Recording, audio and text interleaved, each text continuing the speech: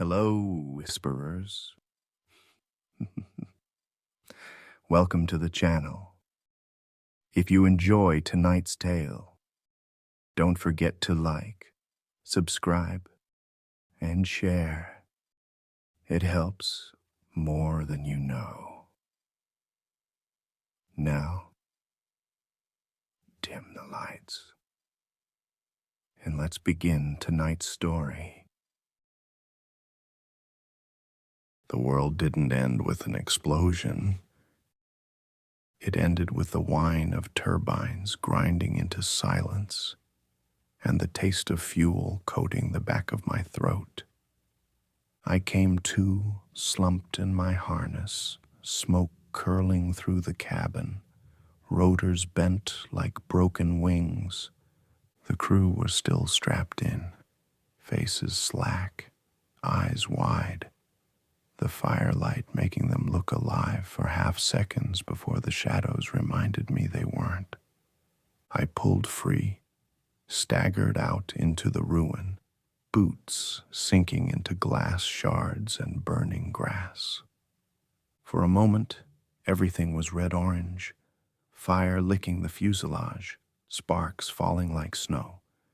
The air was full of the kind of heat that dries your tongue instantly. My ears rang, but the headset still crackled. Eagle 3 copy, crash site, evac point is... The voice warped, cutting out, coming back. I caught coordinates. I caught the words, low-grade device, 12 hours, and then nothing but static. I slammed the side of the helmet, but it was gone. 12 hours. That was all I had. I checked my vest, sidearm. 3 mags, 2 flares, and a third stuffed in my belt. Canteen half full. That was it. A pilot stripped of his wings and dumped into hell with a pistol and firecrackers. The first sound I heard, beyond the flames, was a foot dragging in gravel. My stomach went cold. Through the smoke, figures lurched, shambling, heads twitching like puppets on broken strings. They didn't run, they didn't shout. They just moved, slow but steady, straight for the wreckage. My instinct screamed to fight, but there were too many, even here on the fringe. So I pulled a flare from the vest, struck the cap, and tossed it into the ditch. The hiss was sharp, the light too bright. Their heads all turned at once, eyes shining dull in the glow, and they followed it like moths. I slipped out the other side, moving low, boots crunching softer than I thought possible. Every step away from the fire brought more darkness, more silence. The roar of the crash faded until it was just my breath, rasping in my own ears. The city loomed ahead, low buildings, glass cracked, power gone. A dead skyline. The orange glow on my back gave way to grays and blacks, the moon hiding behind thick cloud cover. My eyes adjusted slow, but the shadows had weight, like they pressed against me. I cut through alleys, stepping over trash bins and a bike that still spun one wheel lazily. A siren warbled somewhere far off, distorted, broken, and then a steady beep in my headset. Faint, electronic. My heart jumped. A beacon. I knew that sound. Co-pilot's distress beacon. He had one clipped to his vest. If it was pinging, maybe he'd made it out. Maybe someone else was alive. I followed the sound, weaving through cracked streets, keeping my pistol close, the smell of jet fuel still clinging to my gloves. The beacon pulled me deeper until I found it, the source. He was there, crumpled against a brick wall, helmet half smashed, blood pooled beneath him. His chest rose and fell shallow, ragged. Relief surged through me so fast I nearly dropped my weapon. Then he twitched, not like a man waking, not like someone in pain. It was jerky, wrong. His fingers clawed the air, his eyes rolled white, and his mouth worked soundlessly, teeth clicking together. I froze. My hand wouldn't obey. This was my crew, my brother. I should drag him, call for help, something. Then he lurched forward, half a scream and half a snarl tearing from his throat. The pistol kicked in my hand before I realized I'd pulled the trigger. Once, twice. His head snapped back, wall painting darker behind him. The beacon still beeped for a moment, then went silent. The alley stank of cordite and blood. My ears rang again. I stared until the glow of his helmet light sputtered out, and the shadows folded back over him. I checked my magazine. Down 2. My hand wouldn't stop shaking. The city swallowed me as I moved on. Firelight gone now, everything colder, quieter. I caught myself whispering, voice cracked raw in the dark. 11.5 hours left. The city felt wrong in the dark. Too quiet, too hollow, like the air itself was holding its breath. I stuck to the edges of the streets, pistol in hand, sweat soaking through my gloves, even though the night air was cool. Every so often, I thought I heard someone behind me, the scrape of a shoe, a wet cough. But when I stopped, the silence was total. Shattered glass crunched underfoot as I ducked into what used to be a corner store. Shelves overturned, cereal boxes split open and spilling across the floor. A fan spun lazily overhead, running off a dying generator. The hum was low, uneven, like it was choking. I moved past it quick, ears straining for the other sound I couldn't shake. That steady, low moaning that seemed to drift on the wind. I found a calendar behind the counter. The last date circled in red, some family thing, maybe. I tore the page out, shoved it in my vest pocket. Didn't know why. Maybe proof the world hadn't always been this. When I stepped back out, the streetlights flickered once like they were trying to hold on. They buzzed, glowed weak yellow, then died for good. I knew I'd just lost another crutch. Movement at the far end of the block, a cluster of them, shuffling, faces slack, jaws twitching like they were chewing something invisible. One dragged a fire axe by the handle, the head sparking whenever it scraped asphalt. They hadn't seen me yet, but they would. I pulled a flare. My hands shook, lighting it, the hiss cutting sharp in the quiet.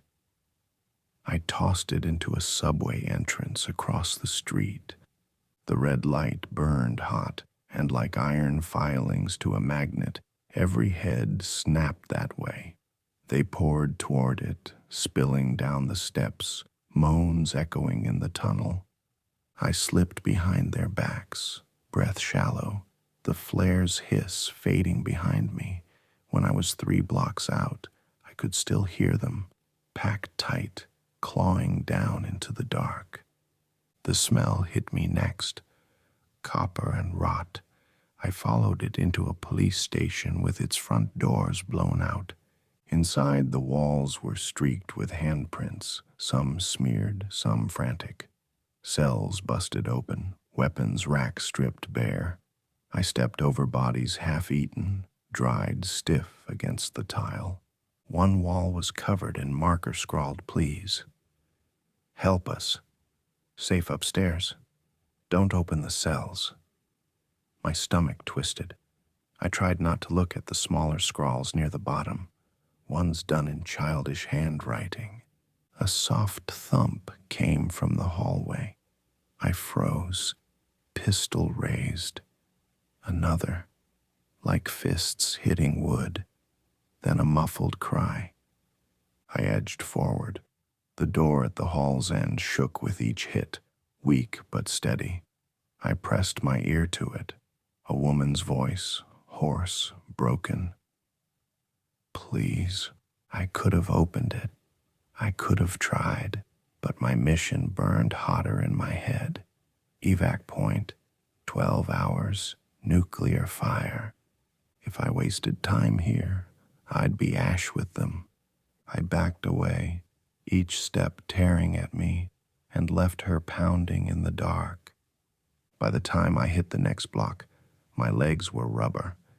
Street after street, the city seemed emptier, but I knew that was a lie. They were out there, behind windows, down side streets, listening. A voice cut through the night, sharp, desperate. I looked up. A rooftop barricade 3 stories up, survivors waving frantically. Up here, please help us. I froze at the base of the building. Their faces were gray with dust, streaked with blood. A man clutched a rifle too big for him, hands shaking. A woman held a child so tight, the kid's legs dangled limp. I almost climbed. I almost did. But then the memory of the transmission came back. 12 hours. Detonation set. No second chances. No extractions for anyone who didn't make it. I turned away. The shouts followed me down the street, growing sharper, louder, until they cracked into screams, and then silence. I cut into an alley, chest heaving. That's when I heard the scrape of claws on brick. Too close. They came fast this time, not a slow shuffle, but a surge of bodies pouring out of side doors and broken windows. I fired, rounds cracking in the narrow space. One fell, another stumbled but more closed in. I bolted, rounds sparking off the pavement as my shots went wide. At the alley's end, a drainage canal gaped open. I dove, slid into black water that stank of rust and sewage. Hands clawed at the edge behind me, moans echoing overhead. I crawled through that slime on hands and knees until the sounds faded. When I finally dragged myself out, soaked and stinking, the night was quieter again. But I wasn't. My breaths were ragged, chest on fire, every muscle trembling. I collapsed against a wall, listening to the wind shift through the hollow buildings. 8 hours gone. 4 left. I didn't say it out loud this time. Just let the weight of it sit in my chest as the city pressed tighter around me. The streets narrowed the closer I got to the stadium. Rows of cars choked the avenues, doors left open, bags spilled out, engines long dead. Some still had bodies slumped over the wheel, necks torn out, skin gray in the moonlight. Their faces blurred together as I pushed past, each one a warning I already knew by heart. Stop moving, and you're gone. I kept the pistol out, thumb brushing the worn grip, counting the weight of the last magazine in my vest. 1 mag in the gun, 1 spare, 8, maybe 9 rounds left in all. I tried not to think about it. The stadium rose ahead like a black husk, towers of concrete and steel casting jagged shadows across the lot. Floodlights mounted on poles sputtered faintly. Some burned out, others stuttered with weak white glow, just enough to throw the dead into relief. They were everywhere, packed against the outer fence, pressed shoulder to shoulder, moaning in waves. Their hands clawed at the wire, skin peeling where the metal cut deep. I felt it before I saw it. A vibration in the ground, a pressure in the air, the sound of 1,000 throats pulling at once. The evac beacon blinked red from the press box above, a promise. or a lie. I crouched behind a burned-out bus, staring at that sea of bodies. No way around. No cover across the field. Just a straight run. My hand went to the last two flares. I struck one, the hiss cutting sharp. Light bled across the bus and into the crowd. Every head turned. I threw it far left, arcing over the fence into the parking garage. The moans shifted as hundreds broke off, surging toward the fire. The second flare I hurled right into an overturned van. The light painted their faces as they tore at the steel, clawing toward the glow. A gap opened, not wide, not long. I bolted, boots pounding the cracked asphalt, pistol in one hand, the world shrinking to the sound of my breath. A figure lurched at me from the right, a soldier, uniform shredded, jaw hanging by strips. I fired without thinking. The round punched through his skull, body collapsing against the fence. More came, drawn by the shot. Hands grazed my jacket as I barreled past, sliding on loose gravel, pushing toward the entrance tunnel. The moaning swelled into a roar. I hit the ramp, lungs burning, and scrambled up into the stadium bowl. It was worse inside. The field wasn't a sanctuary. It was a pit, the grass torn to mud, bleachers splintered, bodies spilling across the turf. They filled it wall to wall, surging in endless tide. Some clawed at the sky as if they could still see the helicopter that never came. Others slammed against each other, jaws gnashing, empty eyes locked on nothing. I stumbled through the concourse, firing until the pistol clicked dry. Each shot bought a step, nothing more. The press box door was half off its hinges. I kicked it open, shoulder screaming, and dragged myself inside. The beacon blinked weakly on a folding table. A battered radio sat next to it, headset crackling. I grabbed it. "This is Eagle 3 at evac point. Do you copy?" Static. Then a voice, thin, warped. "Evac compromised. Repeat. No extraction. Stay clear of blast radius." My stomach turned to stone. No bird coming, no lift out, just the countdown. I dropped into the chair, staring at the beacon's pulse. Red. Off. Red. Off. Like a heartbeat. Outside, the moaning swelled, rolling through the stadium like surf against rock.